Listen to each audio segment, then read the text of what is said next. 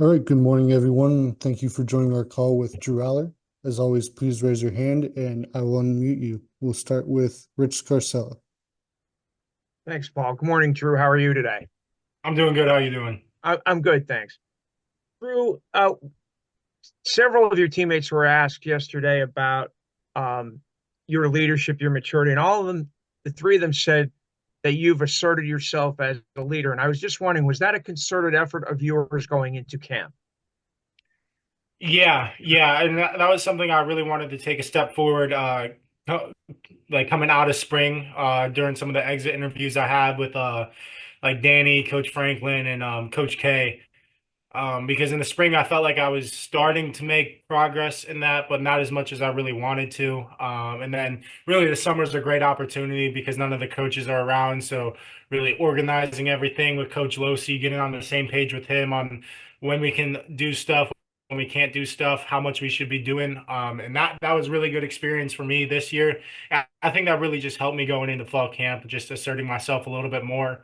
And honestly, like I talked to Danny throughout camp, just be myself. Like, obviously, I'm more vocal now than I was before, but it's not anything that I'm not preaching about, that I'm not doing myself. Like, I'm gonna do whatever, I'm gonna tell everybody what to do, but I'm gonna make sure I'm holding myself to that high standard too, as well. So, I mean, we have really good balance on offensive leadership. So, I'm really excited about that. John Sauber. Hey Drew, how are you? Good, how you doing? I'm doing good, thanks. So with you guys opening against the same opponent, obviously as last year, it's kind of this a little bit of a full circle moment for you. How are you a different quarterback now than you were this time last year when you were making your first start against West Virginia?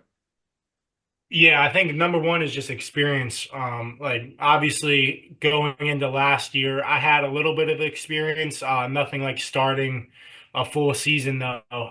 Really that experience is like unmeasurable in my opinion, because I've been through a lot of things last year, and really throughout spring and fall camp, and I think I've done a great job of learning from it, what I did good, what I didn't do so good, and how to improve upon it. And I think I'm playing some of the like more comfortable now than I ever have been, just with Coach K and Danny. I think we're really in a good spot as an offense right now. Now we just have to continue practicing today. We got a third downs going in today, and I know from what I previewed this morning, they're a pretty good third down defense. They mix it up a lot of looks, so it's just about perfecting it out there today on our practice, and then tomorrow, just revising it and polishing things up, and then hit the ground running.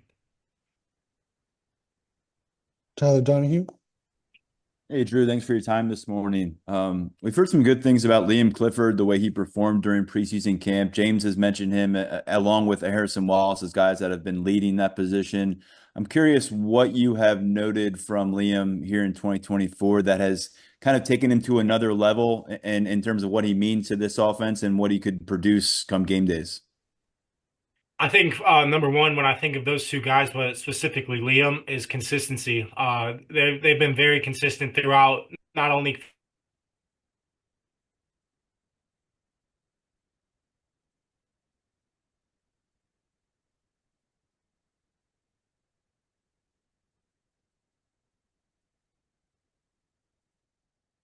Are you still there?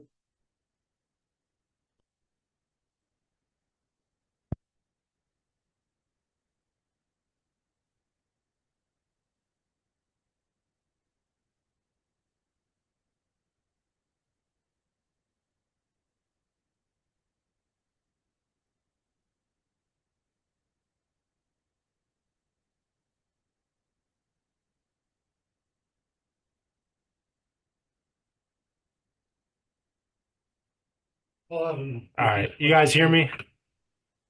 All right. Uh yeah, I guess I was so Liam's just been very consistent. It's been just how consistent he's been and how he's prepared for, practices and installs. He's plays every position out on the field for us. And he's just here like he's fast, he's bigger and stronger. And he looks really good. He's super twitchy, and I don't think he gets enough credit for that. And he's making a lot of tough catches, and obviously we're going against one of the best secondaries in the country every day out there in practice. So they're making it tough on not only me but the receivers to come down and make those contested catches. And I think I've seen a lot of growth, not only from Liam but the whole receiving core in that aspect. Daniel Gallen. Thanks for the time today, Drew. Along the same lines with the leadership question, what did it mean to you to be named a team captain, and how do you view that responsibility both now and then going throughout the season? Yeah, I mean, it's definitely an honor. It's something like, that I really worked for. And I know not only me feels that way, but the rest of the captains feel that way as well. And I think it's a great group to be a part of. And now it's our job as captains of the team to, get everybody in line, whether it's, telling the coaches how the players are feeling, what we think we can do better as a team, or, making sure all the players are on the same page as the coaching staff. So I think it's just, a revolving door that's always going to be involving. We have to make sure that we're not letting anything slip, especially in the season, like all the little things, talking offense, plane crashes happen because a bunch of little things adding up into one big thing. So we got to make sure we're on top of all the little details, away from the field and on the field during practice. So, those things don't catch up to us on game days. Andrew Snyder. Hey, Drew, thanks for doing this today. I wanted to I know I asked you this last year early on. I'm curious if it changed at all. What's it like kind of navigating campus now? Obviously, everybody has opinions, everybody has thoughts. What's it like, and what was the challenge last year? I know, obviously, like at one point your phone number got leaked, that kind of thing. How have you navigated that part of being the quarterback here? Yeah, my answer is definitely a lot different than last year just because I don't think you really know what it's like until you go through it. Like I was literally just talking to Coach Franklin the other day about it. I logged off Twitter specifically. Like I just have my agents kind of run that for me if I ever had to post anything or anything like that. Um, I kind of deal with it that way now. And I remember Coach Franklin like kind of, telling me to probably do that last year, and I was probably a little bit late to that. And I don't think you really realize what it's like going through that until you actually go through that. But as far as campus, I mean it is what it is. Like we all get recognized, so it's definitely cool. Like we have a great fan base. Everybody's super respectful when they come up to me, and it's super fun kind of getting to interact with some people that maybe I never have before. And some people just kind of know me from class, honestly. Like some people will come up to me and tell me, yeah, you were in my one class like spring semester. And it's kind of cool having those interactions with people. But yeah, I mean, I wouldn't change anything about it. But as far as social media, yeah, I definitely have a different opinion on that right now than I did last year at this time, for sure. Johnny McGonigal. Hey, Drew, thanks for your time. Much appreciated. You were a part of a pretty stacked 2022 recruiting class. If you could take me back when you guys were recruits, did you guys talk about competing for those bigger goals, Big Ten title, CFP? And how would you describe the camaraderie in that class now as you guys are now entering your junior seasons? Yeah, I mean, I think we've always been a super tight group, I would say. Even when we were recruits, like I think we had a very close connection with one another when we were all committed and trying to get other guys to commit. And I think that was a really cool experience to kind of go through that. As far as goals, like obviously we came here to win games. Like that's always our ultimate goal. But I think for all of us going into our junior years now, like we have a lot more perspective on, what that takes and what we have to do away from the field and like in the off season to really, put ourselves in the best position to accomplish those goals. And, I think we're in a really good spot right now. We just need to continue growing as a team, growing leadership, and, just keep building off the positive things we've done in camp, and then learn from the some of the mistakes we made in camp. And I think, when we take that mindset, a lot of good things can happen for us. Neil Rudell.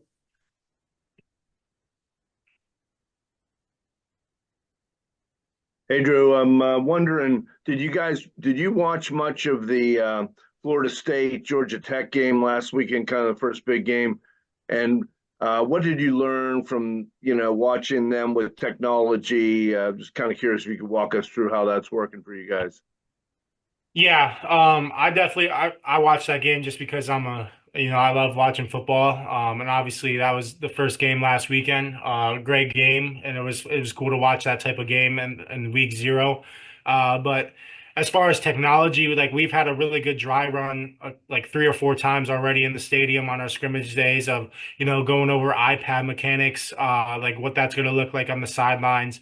And we've been practicing the headset communication since spring ball, so that was a really good jump on that. And then when we do have our scrimmage days, I know Coach Franklin, I think, mentioned this before. We have the guys that run that play clock cutoff come into practice, so like we get real reps at that. So it's not the first time happening in a game.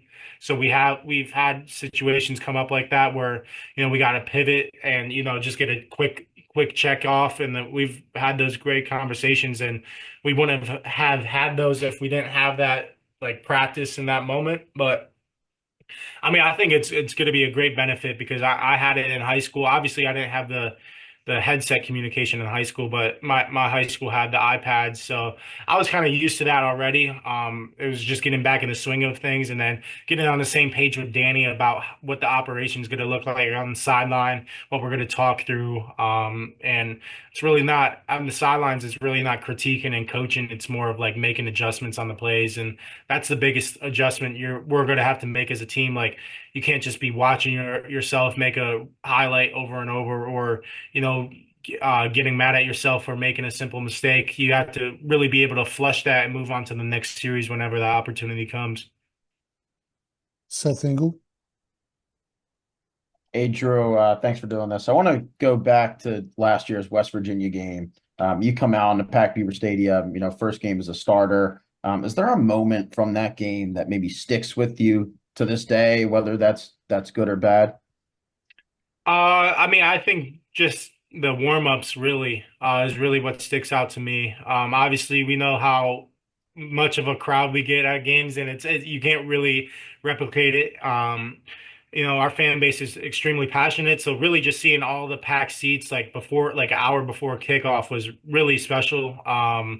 And something I definitely won't forget. And obviously, hearing your name announced as a starter for the first time is definitely something special. So I'd say those two things. But like warm-ups was just really cool to go through that. Like the energy's at an all-time high just because it's first game of the season at home. So it was a really cool experience to go through for sure. Time for one more question. Rich Carcel. Drew, how important are Nick and Fat in this offense, and what do you expect from them this season?